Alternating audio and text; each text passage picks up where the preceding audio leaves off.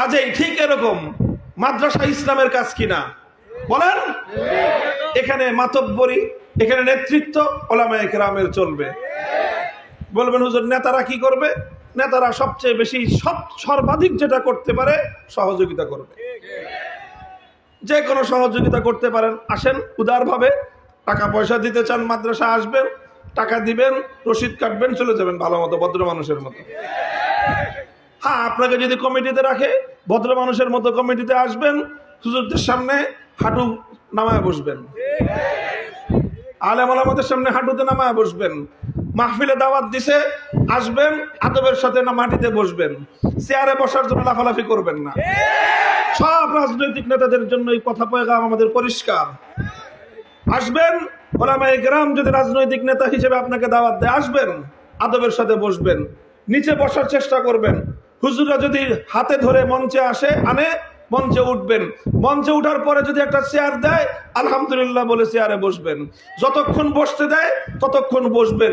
মাইকে কথা বলার জন্য তাড়াহুড়া করবেন না, মাইকে কথা বলার জন্য উসপিস করবেন না।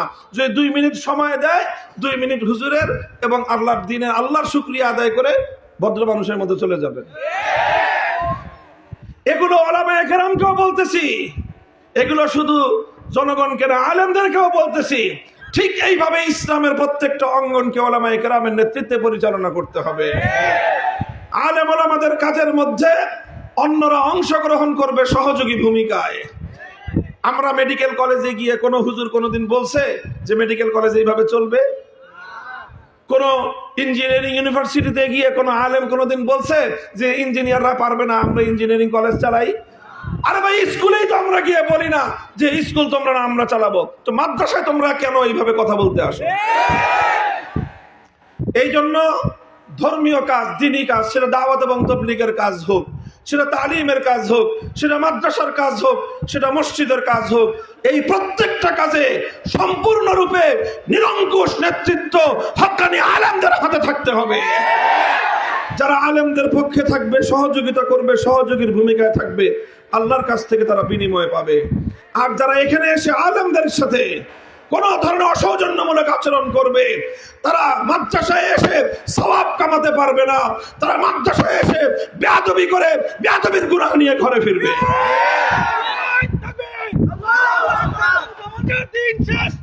মুহতারাম হাজিরিন, এই জামিয়াতুল ওয়ালিজা আল ইসলামিয়া, আলহামদুলিল্লাহ, এই মাদ্রাসাটি বাংলাদেশের শীর্ষস্থানীয় উলামায়ে কেরামের তত্ত্বাবধানে পরিচালিত একটি মাদ্রাসা। এই মাদ্রাসার ব্যাপারে যদি কারো কোনো অভিযোগ থাকে, আমাদের মুরব্বীরা রয়েছেন, তাদের কাছে যে কোনো অভিযোগ আপনারা করতে পারেন। আমাদের বোর্ড আছে, বেফাকুল মাদারিসিল আরাবিয়া, আমাদের রাষ্ট্র স্বীকৃত বোর্ড আছে আল হাইয়াতুল উলিয়া, সেখানে বাংলাদেশের সকল শীর্ষ আলেমদের তত্ত্বাবধানে সেটা পরিচালিত হয়।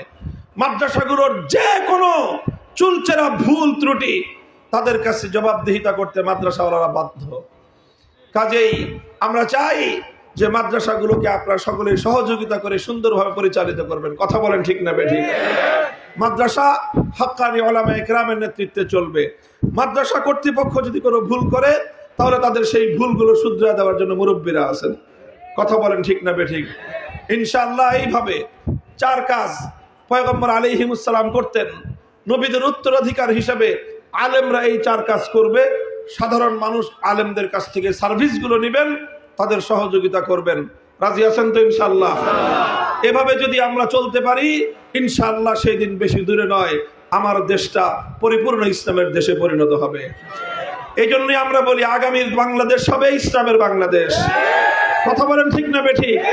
আগামীর বাংলাদেশ ইসলামের বাংলাদেশ। ইনশাআল্লাহ আলামত দেখা যেতেছে। সূর্য ওঠার আগে যেরকম প্রতিদিন সুবহে সাদেক উদিত হয়, সুবহে সাদেক উঠলে দুনিয়ার মানুষকে বলতে হয় না যে একটু পরে সূর্য উঠবে। দুনিয়ার প্রত্যেকটা মানুষ বুঝে নেয় যে সুবহে সাদেকের ঘন্টা সোয়া ঘন্টা পরেই সূর্যের উদয় ঘটবে, সারা পৃথিবী আলোকিত হয়ে যায় সূর্য ওঠার আগেই। বাংলার মাটি ইসলামী বিপ্লবের জন্য এখন উর্বর। যদি কেউ দেখতে না পারেন, চশমা লাগান। আপনি চশমা লাগান বা না লাগান, আপনারা দেখতে পারেন বা না পারেন, ইনশাআল্লাহ এদেশের মাটিতে ইসলামের বিপ্লব রুখে দেওয়ার সাধ্য কারো হবে না।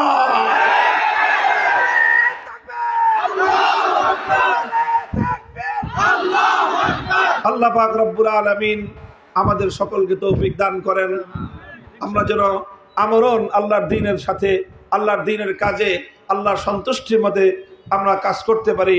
আমি আপনাদের জন্য কাছে সেই দোয়া চাই, আপনাদের সকলের জন্য সেই দোয়া করি। রাসূল আকরাম সাল্লাল্লাহু আলাইহি ওয়াসাল্লামকে আল্লাহ পাক 4টা কাজ দিয়ে দুনিয়াতে পাঠিয়েছেন। কয় কাজ?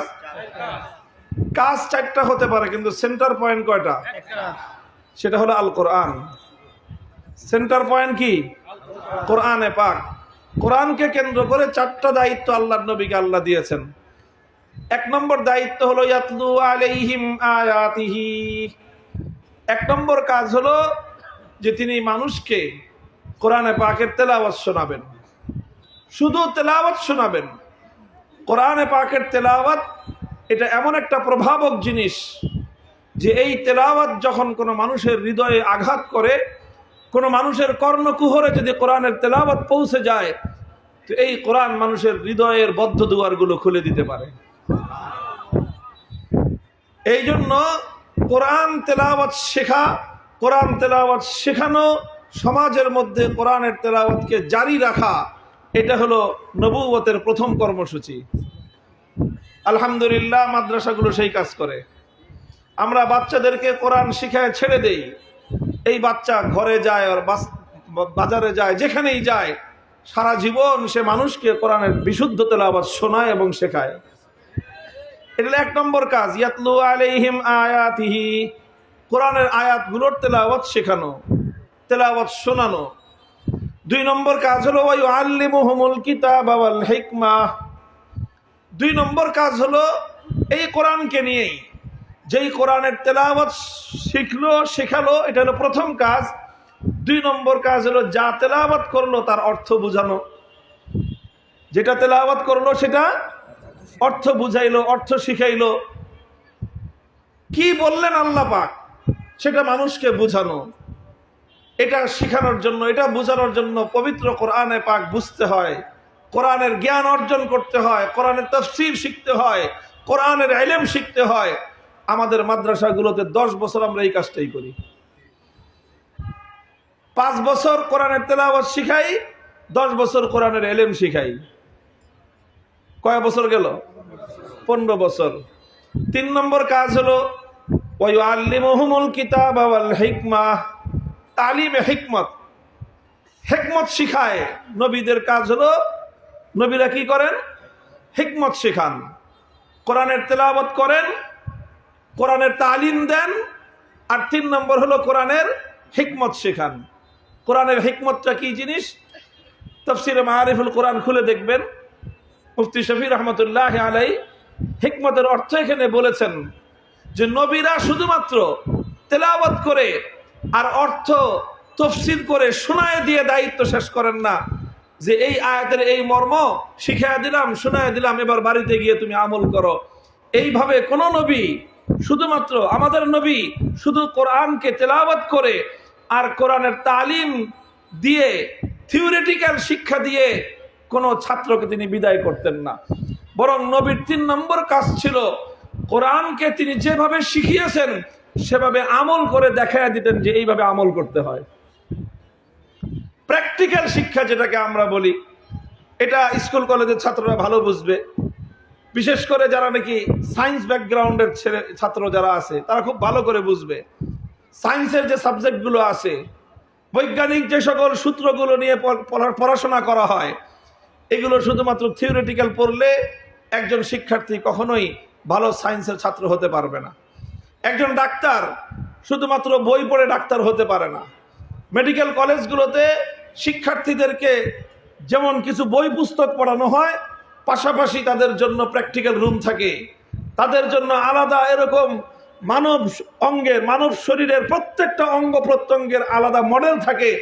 সেই মডেলগুলোকে সামনে রেখে ডাক্তাররা ছাত্রদেরকে হাতে কলমে শিখায়, এইভাবে অপারেশন করতে হয়, এইভাবে কাটতে হয়, এইভাবে সেলাই দিতে হয়, সব কিছু হাতে কলমে শেখায়।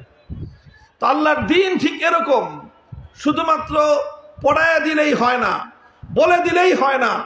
পড়ায়া দেওয়ার পরে, বলে দেওয়ার পরে সেটার আবার প্র্যাকটিক্যাল করে দেখাইতে হয়। নবীদের 3 নম্বর কাজ হলো যেই কোরআনের তেলাওয়াত করলো, 2 নম্বরে যেই কোরআনের তালিম শিখাইলো, 3 নম্বরে সেই কোরআনকে প্র্যাকটিক্যাল করে দেখায়া দেন। কয় কাজ গেল? কয় কাজ গেল? কোরআনে পাকের তেলাওয়াত হলো আকিমুস সালাত, আল্লাহর নবী বললেন যে সালাত কায়েম করতে হবে। তেলাওয়াত হলো সালাতের অর্থ বুঝাইলেন যে সালাতের অর্থ কি। এখানে সালাত এখানে অর্থ রহমত নয়, সালাত এখানে অর্থ দোয়া নয়, বরং সালাত এখানে অর্থ হলো নামাজ পড়া। শুধু বলে দিয়ে শেষ করেন নাই, 3 নম্বর দায়িত্ব তিনি পালন করেছেন। বলছেন সল্লু কামা রাআইতুমুনি উসাল্লি। আল্লাহর নবী নিজে প্র্যাকটিক্যাল নামাজ পড়েছেন, মিম্বারের উপর দাঁড়িয়ে আল্লাহর নবী নামাজ পড়েছেন এবং সাহাবায়ে কেরামকে বললেন শুধু শুনে শুনে নামাজ পড়বা না, বরং আমাকে যেভাবে তোমরা প্র্যাকটিক্যালি নামাজ আদায় করতে দেখলা তোমরা ঠিক এইভাবেই নামাজ পড়বা। এটা হলো তালিমে হিকমত। কয়টা গেল? কয়টা গেল? 3টা। 4 নম্বর কাজ হলো ওয়ায়ুযাক্কিহিম, তাজকিয়া। তাজকিয়ার অর্থ হলো যেই কোরআনের তেলাওয়াত হয়েছে, যেই কোরআনের অর্থ বুঝেছে, যেই কোরআনকে প্র্যাকটিক্যাল কাজের মাধ্যমে বাস্তবায়ন করেছে, তাজকিয়ার অর্থ হলো সেই কোরআনকে শুধুমাত্র 1টা 2টা কাজের মাধ্যমে বাস্তবায়ন করলে দায়িত্ব ক্ষান্ত হবে না, বরং একটা মানুষের চরিত্র এবং আখলাকের মধ্যে সেই কোরআনকে বাস্তবায়ন করতে হবে। তোমার চরিত্র হতে হবে কোরআন, তোমার কথা হতে হবে কোরআন। তুমি যখন কথা বলবা তোমার কথার মধ্যে কোরআন থাকতে হবে, তুমি যখন কাজ করবা তোমার কাজের মধ্যে কোরআন থাকতে হবে, তুমি যখন মানুষের সাথে আচরণ করবা তোমার আচরণের দ্বারা কোরআন বহিঃপ্রকাশ ঘটতে হবে, তুমি যখন মানুষকে কথা বলবা তোমার কথার মধ্যে কোরআন থাকতে হবে, তুমি যা করবা প্রত্যেকটা কাজ তোমার কোরআনের দ্বারা তোমার আখলাক আর তোমার চরিত্র বলতে হবে। এটার নাম হলো তাজকিয়া। তাহলে সবগুলোই কোরআনকে কেন্দ্র করে, কোরআনের তেলাওয়াত, কোরআনের তালিম, কোরআনকে বাস্তবায়ন করা, আর সর্বশেষ হলো শুধুমাত্র বাস্তবায়ন নয় বরং কোরআনে পাককে আখলাকে পরিণত করা, কোরআনকে চরিত্রে পরিণত করা, অভ্যাসে পরিণত করা।